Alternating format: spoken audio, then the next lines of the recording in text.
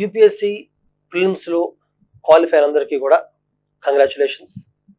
ఎవరైతే exam miss అయ్యారో disappoint అవ్వకండి.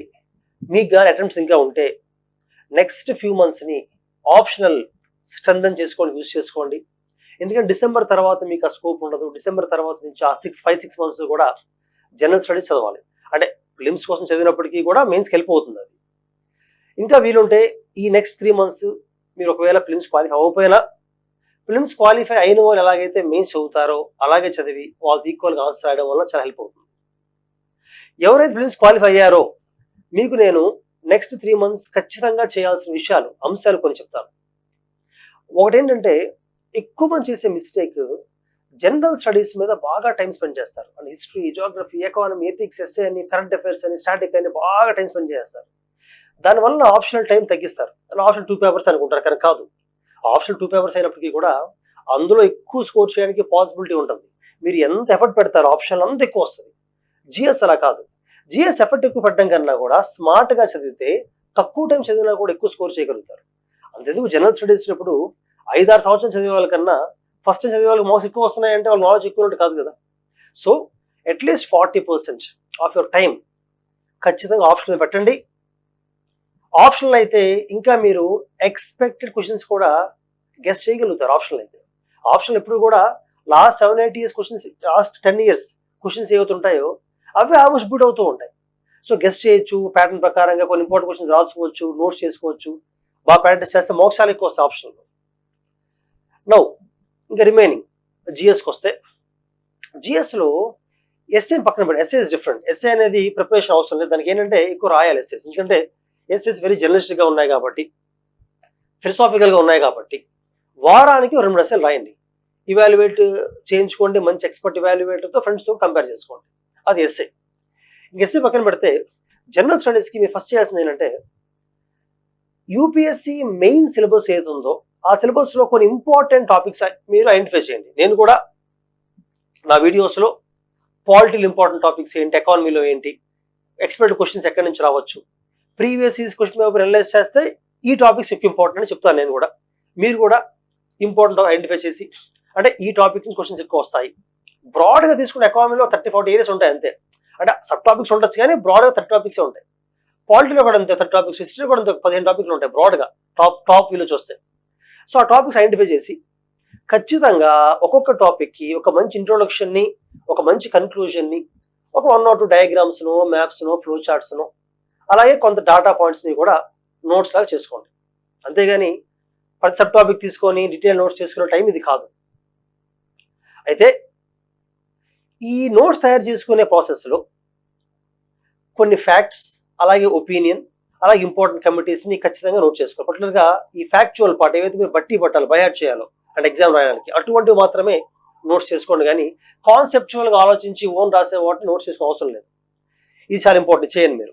ఇది చేయడం వల్ల ఎగ్జామ్లో ఏ క్వశ్చన్ చూసినా, అంటే 20 క్వశ్చన్ కాకపోయినా కనీసం 15 క్వశ్చన్కైనా కూడా చూడగా ఇంట్రొడక్షన్ రాసేయగలుగుతారు, వెంటనే డ్రాయింగ్ వేయగలుగుతారు, వెంటనే కన్క్లూజన్ రాయగలుగుతారు. టైం బాగా సేవ్ అవుతుంది. టైం సేవ్ అవ్వాలంటే ఎగ్జామ్ ఫాస్ట్గా రాయాల్సిన అవసరం లేదు. ప్రిపేర్డ్, ముందే పాయింట్స్ రెడీగా ఉంటే ఫాస్ట్ వచ్చేస్తుంది ఆటోమేటిక్గా. సో అది ఫోకస్ చేయండి.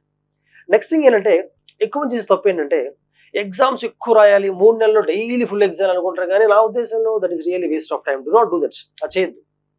వారానికి 2 ఫుల్ ఎగ్జామ్స్ రాయండి. వెన్స్డే, సాటర్డే ఎవ్రీ వీక్, లేదా వెన్స్డే ఫుల్ ఎగ్జామ్స్ రాయండి టైం మేనేజ్మెంట్ కోసం. ఎగ్జామ్స్ రాయడానికన్నా ఇంపార్టెంట్ ఏంటంటే బ్రెయిన్ స్టార్మింగ్ చేసుకోవడం.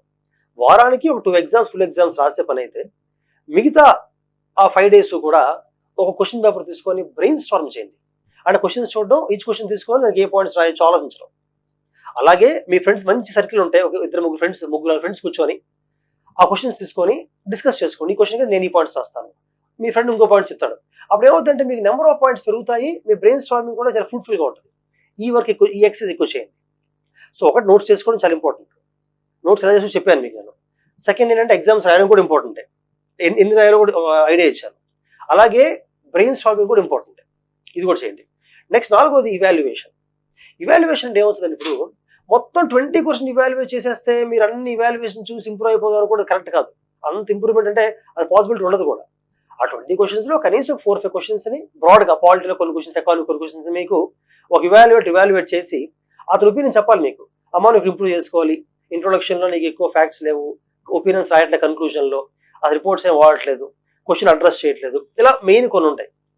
అంతేగాని ఇంట్రొడక్షన్ ఎందుకు ఉంది, conclusion is very good, your points are good, ఇలాంటి ఫీడ్బ్యాక్ ఎవరిని ఇస్తే stay away from this feedback. ఎందుకంటే ఫీడ్బ్యాక్స్ ఎలా ఇస్తారని కొంతమంది introduction is good, conclusion is nice, points ఈ పాయింట్స్ యాడ్ చేయాలి ఇస్తారు, అది మీకు లాభం ఉండదు. మీకు ఏంటంటే ఆ స్టైల్ ఆఫ్ ఆన్సర్ రైటింగ్లో కానీ వాల్యుయేషన్ కానీ చేసే వాల్యుయేషన్ కావాలి. ఈవెన్ మన అకాడమీలో కూడా స్పెసిఫిక్గా నేను తక్కువ మంది స్టూడెంట్ టెస్ట్ సిరీస్ తీసుకొని ప్రతి ఒక్కరి పేపర్ ఇవాల్యుయేషన్ ఎక్కువ ఫోకస్ చేసి వాల్యుయేషన్స్ ఇంకెలా చేయాలో చెప్పి స్టైల్ ఆఫ్ ఆన్సర్ ఎలా చేంజ్ చేయాలి చేసి పర్సనలైజ్డ్గా ఢిల్లీ, హైదరాబాద్, విజయవాడలో ఉంటే ఆఫీస్కి వచ్చి కరెక్షన్ తెచ్చుకోవచ్చు, లేదు బయట ఎక్కడి నుంచి ఉంటే ఆన్లైన్లో ఆన్ ద ఫోన్ కరెక్షన్ తెచ్చుకోవచ్చు.